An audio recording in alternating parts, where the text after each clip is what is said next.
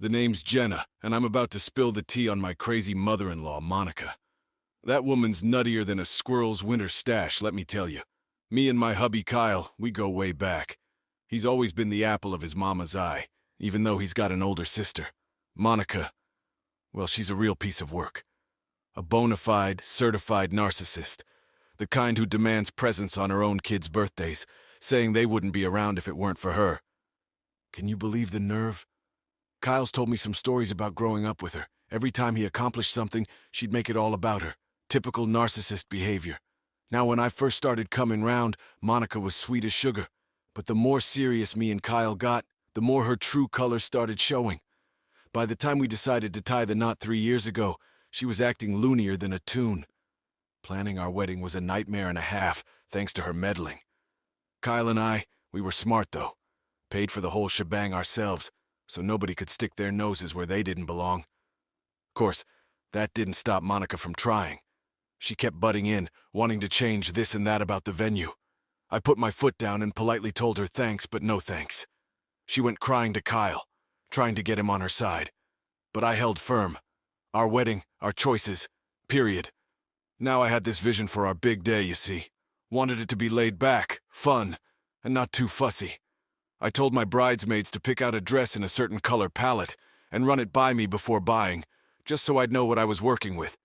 Well, wouldn't you know it, everyone did just that. Everyone except Monica. For months I kept asking to see her options, and she always had some cockamamie excuse. Then the wedding day rolls around, and there she is, bold as brass, wearing an off-white dress. The look on her face when she saw my reaction, like the cat that ate the canary, I swear. I burst into tears right then and there. Kyle, bless his heart, told her to either change or skedaddle. But Monica kicked up a fuss, and Kyle's dad didn't want to drive her home. So, to keep the peace, I let her stay in that dang dress. It was mortifying, let me tell you. Guests kept doing double takes, wondering why the mother of the groom was wearing a color reserved for the bride. I didn't say boo to her the whole day, just pretended she wasn't there. Kyle knew I was upset, but he kept saying to let it go. Told me it didn't matter what she wore, I was still the bride. But he just didn't get it. No self-respecting mother wears white to her son's wedding, period. I decided to forgive her, even though she never apologized. But her shenanigans didn't stop there, oh no. When Kyle and I started trying for a baby, it was a tough road. I had a miscarriage early on, so finding out I was pregnant again had me all kinds of nervous. Kyle, though, he was over the moon about being a daddy. He came with me to every appointment, pored over parenting books, even set up the nursery just so. A real stand-up guy, my Kyle. We waited a couple months before breaking the big news to the family, just to be on the safe side. When we finally felt ready to share, well, that's when the real trouble started. Monica. Oh, Monica. That woman's got a real bee in her bonnet, I tell you what. When Kyle and I finally felt ready to share our big news with the family, we invited everyone over for a nice lunch. Figured it'd be a happy occasion, right? Well, my mama took one look at my growing belly and burst into tears of joy. She got why we'd kept it hush-hush with my previous miscarriage and all. Just thrilled to bits about becoming a grandma. But Kyle's mother? Hoo boy, she flew off the handle faster than a cat in a room full of rocking chairs. Started howling about how we'd purposely left her out, like she had some God-given right to know about my uterus from day one. I tried to explain our reasons, but she wasn't having none of it. Just sat there looking madder than a wet hen, refusing to so much as look my way. Put a real damper on what should have been a joyful family get-together. All night long, Monica gave me the cold shoulder. Didn't even have the decency to be civil to my own mother, who's never been anything but kind to her. Just buried her nose in her phone, making a big show of how left out and put upon she felt. Kept griping to anyone who'd listen about how she'd lost precious time with a grandchild who wasn't even born yet. As if 9 months wasn't plenty of time to get acquainted. Kyle and his brother could see her stewing, and the tension just kept ratcheting up. Finally, I couldn't take it anymore. Had to step out for a breather before I said something I'd regret. My mama, bless her, came and sat with me until I could paste a smile back on my face. As the night wound down, Monica made a point of saying goodbye to me dead last. Barely managed a hi and bye to me the whole dang day. Then, when Kyle walked his folks out to the car, all hell broke loose. They got into it something fierce, and I could hear every word standing in the foyer. Thank the good Lord all the other guests had skedaddled by then. Monica started in on Kyle, caterwauling about how I had the audacity to keep my pregnancy from her, like I didn't consider her family at all. Kyle, calm as a summer breeze, reminded her that we'd both agreed to wait until we were in the clear before telling everyone. Well, that set Monica off like a firecracker. She started screeching about how she deserved to know from the get-go, seeing as she's Kyle's mother and all. Saying he should have called her up pronto with the news, and that he needed to grow a pair and stop letting me call the shots. Poor Kyle looked like he wanted to sink right through the floor, he was so embarrassed. I didn't even realize I was crying until I felt the tears dripping off my chin. Monica's words cut me to the quick. I don't mind saying, I was fixing to march out there and give her a piece of my mind, but my mama stopped me. Said if I opened my mouth right then, Monica would just use it as an excuse to pounce on me. And she was right, dagnabbit. That woman was spoiling for a fight, and I refused to give her the satisfaction. So I bit my tongue and let Kyle handle it. Though what Monica said next, well, it darn near broke my heart clean in two. Monica started in on Kyle, saying he needed to open his eyes and see how I was controlling everything. Claiming that, as his mother, she should have been the first to know about the baby, like she had some kind of special grandma privileges or something. Finally, Kyle's dad managed to drag her away, but not before she made a big scene.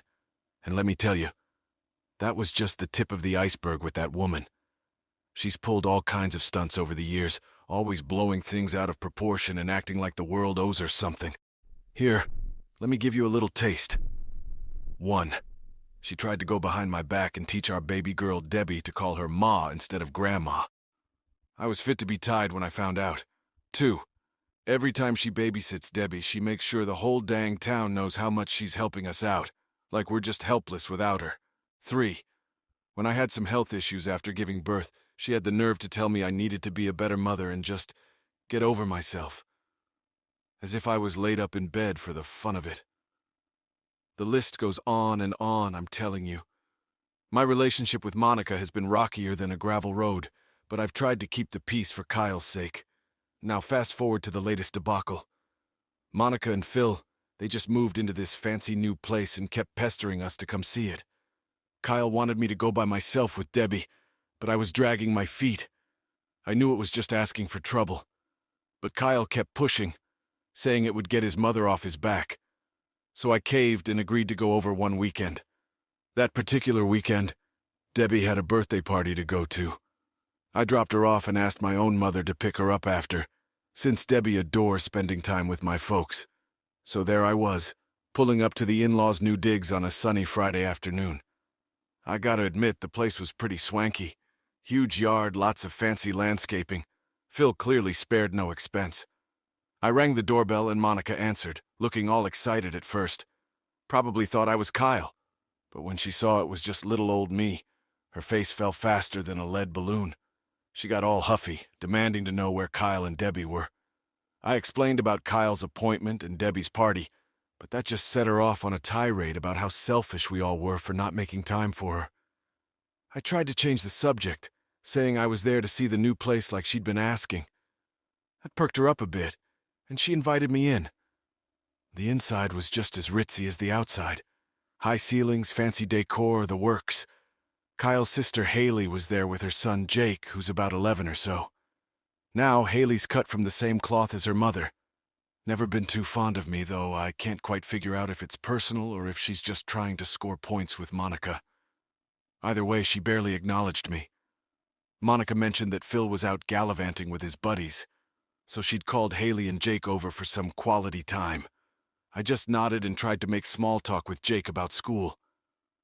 All of a sudden, Monica pipes up about her latest shopping spree, saying she'd wanted me to come over to get my advice on her new clothes. Could have knocked me over with a feather, I was so surprised. She's never asked for my opinion on anything before, but I figured I'd try to be positive and go with the flow. Told her I'd be happy to help, even though the whole thing felt fishier than a riverbank in summer. Well, Monica just lit up like a Christmas tree and started leading me towards what she called her pride and joy. This big old walk-in closet she'd had built. So there I was, standing in Mildred's fancy new walk-in closet, trying my darndest to be a good sport. She's showing me all these ritzy outfits, asking for my 2 cents on the colors and styles.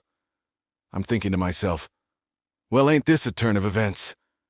But I plastered on a smile and gave her my honest opinions, trying to be helpful. Next thing I know, Mildred's telling me to keep browsing while she runs off to take care of something. I'm flipping through her clothes when all of a sudden I hear little feet pitter-pattering behind me. Before I can even turn around, Liam, that's Hazel's boy, gives me a mighty shove, cackling like a hyena. I go flying into the closet face first, banged up my head and teeth something fierce. As I'm trying to get my bearings, I hear the lock click and the light switch flick off. It hits me like a ton of bricks. That little rapscallion locked me in and left me in the pitch black. Now, I've been scared of the dark ever since I was knee-high to a grasshopper. Got myself trapped in my granny's closet during a game of hide-and-seek once, and she was so hard of hearing, it took her a solid hour to find me. I was hollering and bawling the whole time, and it left me with a powerful fear of being in the dark. So there I am, banging on the door and yelling for Mildred and Hazel to let me out. But it's like they've suddenly gone deaf as posts. I can hear them yucking it up downstairs, but they don't come running. I fumble for my phone and turn on the flashlight, but my battery's running low, and I'm fretting that it'll die before I can get out of this dang closet. In a last-ditch effort, I call Ethan. He picks up, sounding all casual-like. I'm practically hyperventilating as I tell him what happened, how Liam shoved me in and locked the door, how Mildred and Hazel are ignoring my hollering. And you know what that man says to me? "Are you seriously calling me at work for this? It's not even an emergency. Just call my mother, she's right there in the house." I'm fit to be tied at this point. I tell him I've been calling Mildred and Hazel till I'm blue in the face, but they won't pick up. I remind him about my thing with the dark and how my phone's about to die. I'm begging him to come help me out of this pickle. But Ethan, he's not having none of it. Says he's too busy at work and I need to find someone else to bail me out. Then he just hangs up on me, cool as a cucumber. I'm standing there in that closet, struck dumb by how he brushed me off. The panic's rising up in my throat and I start pounding on the door again, hollering for Mildred and Hazel even though I know it's falling on deaf ears. So there I am, feeling trapped and helpless, when I remember my father-in-law, Pete. He's the only one left I can think to call, even though I know he's out with his buddies.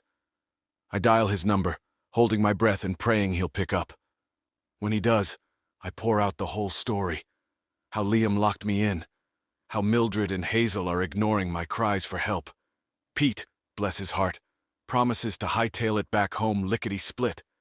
Says he can't believe Mildred and Hazel couldn't hear me raising a ruckus. After what feels like a month of Sundays, I finally hear voices outside the closet. It's Pete, and he sounds madder than a wet hen. He's barking at someone to unlock the dang door. The door swings open and I stumble out, blinking like an owl in the sudden light. Pete and Hazel are standing there, looking equal parts worried and riled up. Pete demands to know why I was locked in Mildred's closet. She starts playing all innocent, but I cut in and tell him exactly what happened. How Liam shoved me in and turned out the light. Well, you'd think I just accused their precious angel of murder, the way Mildred and Hazel carry on. They swear up and down that Liam would never do such a thing. I'm fit to be tied at this point. I ask why they didn't come running when they heard me banging and hollering. Their excuse? They were out back, showing Liam Mildred's new rose garden. I spot Liam peeking around the corner and start giving him what for, but Hazel jumps in and says her little darling couldn't possibly have done it, claims I must have shut myself in by accident and the key fell out. I'm about ready to blow my stack at this point. How do they explain the lights being off then? But Pete tries to calm me down and I can see it's no use. Mildred and Hazel are gonna stick together like glue no matter what I say. Feeling lower than a snake's belly, I head for home.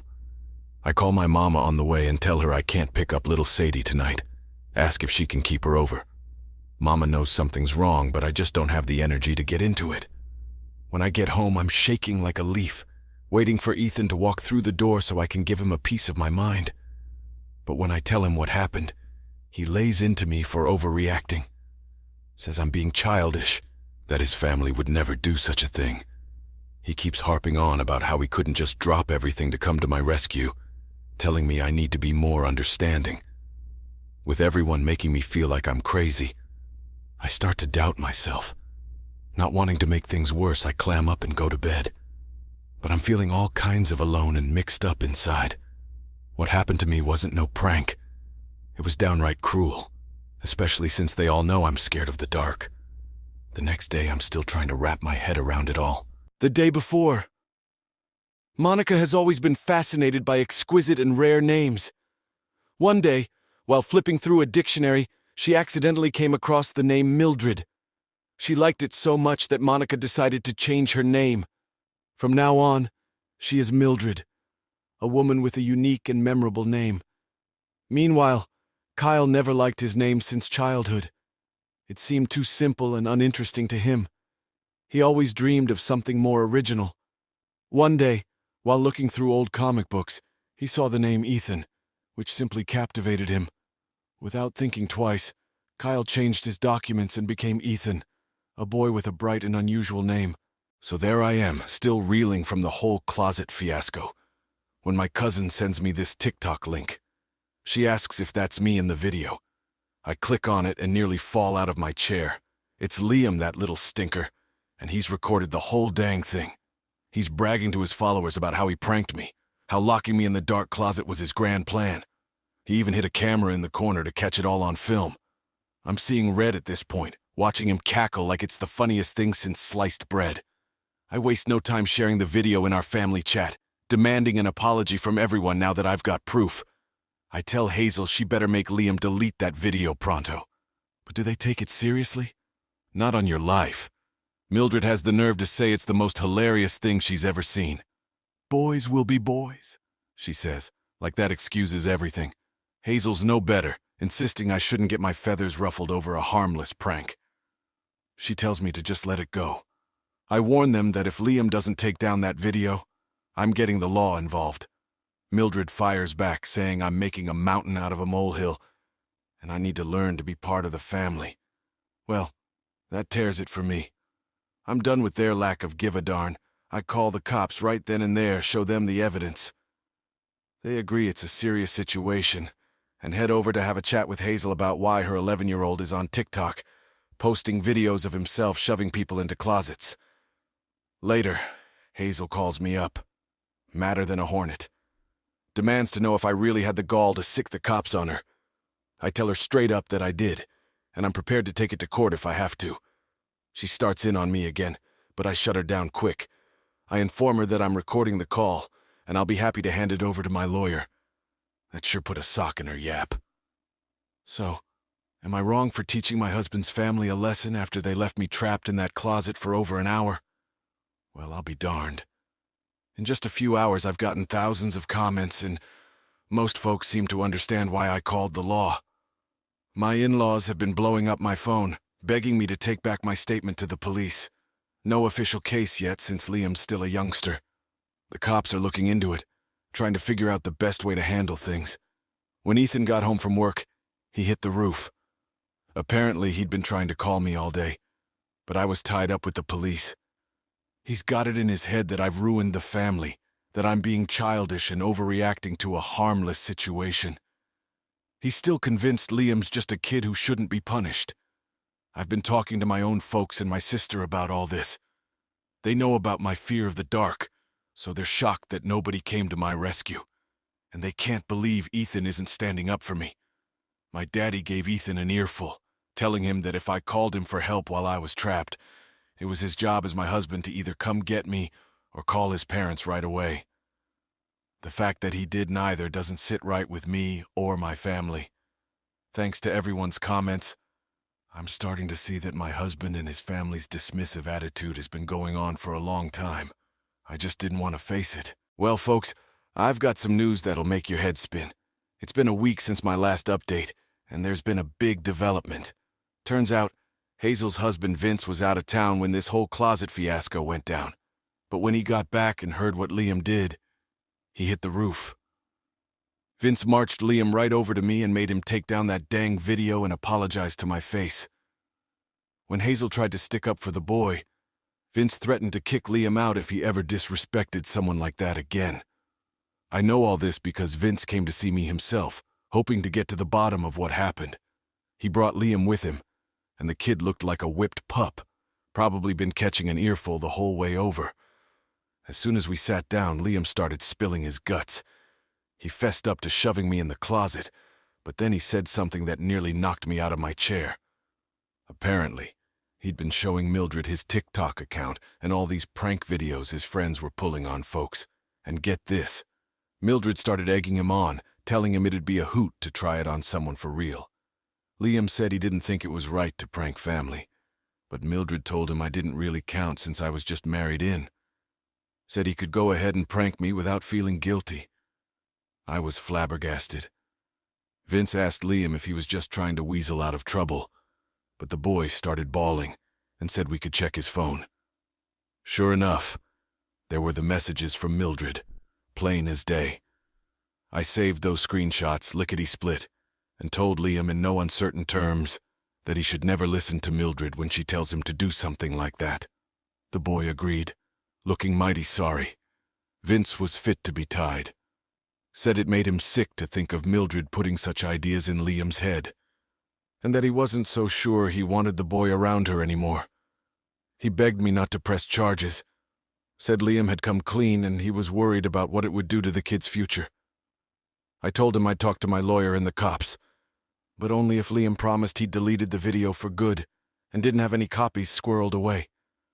Liam swore up and down that the video was gone, so that was that. But let me tell you, this whole thing has got me rethinking my relationship with Mildred. It's crystal clear now that she was behind the whole shebang, getting a child to do her dirty work so she could get away with tormenting me. I can't trust being around her anymore, not knowing what else she might cook up. Well, y'all, it's been 4 months since I last checked in, and a lot has changed. I've moved out of Ethan's place, and I'm staying with my folks for now.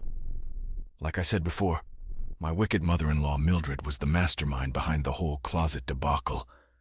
When I confronted her with the evidence, she tried to weasel out of it by accusing Liam of faking the messages. But her lies fell apart quicker than a cheap suitcase once I showed her the screenshots. Liam had already come clean to Vince about everything, so Mildred didn't have a leg to stand on.